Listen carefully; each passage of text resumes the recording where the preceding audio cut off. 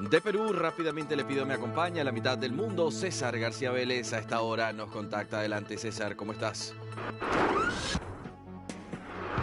¿Qué tal, Andy? Un gusto poder estar contigo y con la audiencia de toda Latinoamérica. Un día bastante importante en materia informativa. Las reacciones sociales se están haciendo sentir en varias latitudes del Ecuador a propósito de lo que ha significado la decisión del gobierno de eliminar el subsidio a las gasolinas. Hoy tuvimos manifestaciones en varias partes de la ciudad de Quito, con quema de llantas, también bloqueo de algunas vías, lo propio en la ciudad de Guayaquil, y también para la Confederación de Nacionalidades Indígenas ha sido un día muy importante, pues se realizó un plantón pacífico que caminó rumbo a la Asamblea Nacional para la entrega de un proyecto de ley de consulta previa.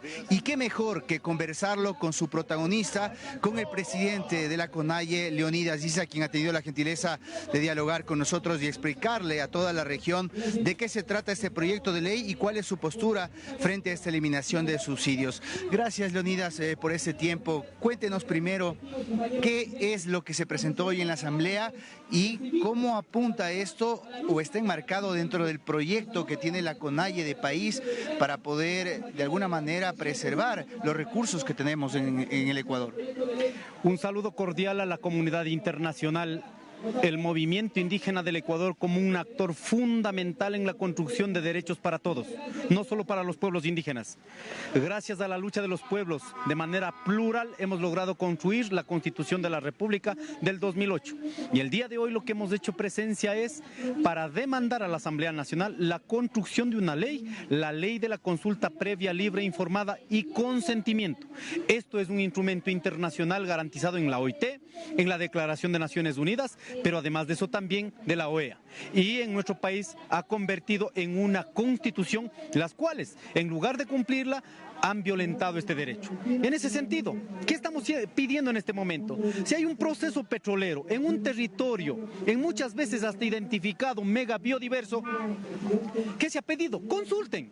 Y si la gente dice que sí, ¿cuáles son los mecanismos para avanzar? Y si es que dice que no, entonces respeten también la voluntad de ese pueblo. Ahora se ha expandido al tema minero.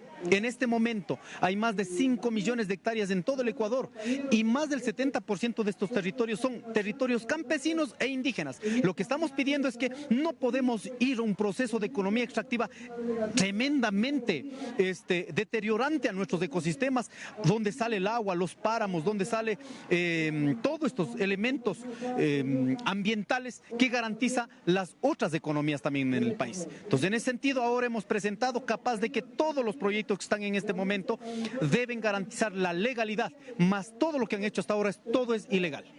Bien, respecto a la eliminación de los subsidios, ¿cuál es la posición de la CONAIE? Porque muchos han hablado en algunos medios de comunicación que la CONAIE no apoya a las otras organizaciones sociales. ¿Cuál es la realidad?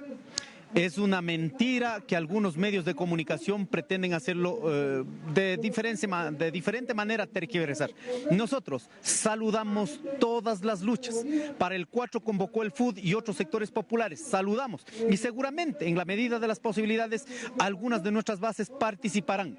Jamás hemos dicho que estamos en contra o jamás hemos dicho no respaldamos. Siempre hemos respaldado todas las luchas de los trabajadores, de los sindicatos, de las amas de casa, de los estudiantes, de los ecologistas, de los ambientalistas, de los diferentes grupos diversos de la diversidad sexual, todos, porque finalmente estamos exigiendo un derecho. De la misma manera, la lucha de nosotros ahora ha empezado. Por el tema de los subsidios hemos dejado claro el segundo punto en la Asamblea Nacional. La Asamblea Nacional debe auditar, debe fiscalizar sobre los 43 acuerdos que firmó el gobierno de Daniel Noboa con el Fondo Monetario Internacional y uno de sus acuerdos es el tema de la eliminación progresiva de los subsidios. Nosotros ya lo dejamos.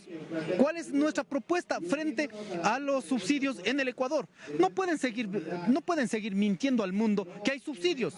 Nosotros, el Ecuador tiene la capacidad productiva nacional. O sea, tenemos petróleo, refinamos aquí, entonces los costos de producción se abaratan y por lo tanto los combustibles salen más baratos. No pueden seguir diciendo que vendemos petróleo hacia afuera y toman como referencia los precios de los combustibles a nivel internacional, sin tomar en cuenta la capacidad productiva de nuestro país. Es como si yo pusiera un ejemplo del banano. El banano en Estados Unidos, ¿a cómo está? 50 centavos la unidad. En el Ecuador, ¿a cómo está? A 3 centavos, 5 centavos.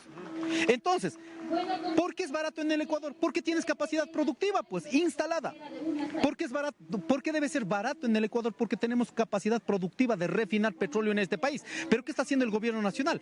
Para eliminar y que el combustible no sea manejado por las empresas públicas del Estado, lo que está haciendo es eliminar para dejar en manos de las empresas privadas y en el mercado libre. Y eso, que ahora el gobierno dice, vamos a ahorrar 650 millones de dólares, está mintiendo, no van a ahorrar un solo centavo, van a dejar en el libre mercado y estos 650 millones será la ganancia de las empresas privadas. Lo que no quieren que las empresas públicas que en este momento manejan, fortalecer la capacidad productiva nacional, bajar los precios de la producción del combustible y lógicamente que sea los precios de los combustibles más barato para todos los ecuatorianos. No existe subsidio, tenemos capacidad productiva nacional instalada y eso es lo que el gobierno nacional quiere convertir en negocio, por eso anda diciendo que está subsidiando. Bien, con esa claridad respecto a su postura de los subsidios, ¿se anuncia en un futuro no muy lejano que si es que esto persiste y afecta a la economía de los ecuatorianos se puede entrar en un proceso de lucha social, es decir, movilizaciones,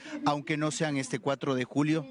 Así es, con absoluta sinceridad hemos sido nosotros honestos en nuestra postura. En la siguiente semana, la segunda semana de julio, hemos convocado a la asamblea extraordinaria de la CONAIE en todo el país. Ahí vamos a tomar una decisión. El gobierno se está burlando del pueblo, el gobierno se está burlando de la pobreza del pueblo. Él sigue diciendo que los combustibles van a narcotraficantes, va a contrabandistas y va a los ricos. En la propuesta nosotros dijimos, vamos a la focalización de los combustibles por exclusión. ¿Qué significa aquello? Si el presidente está diciendo,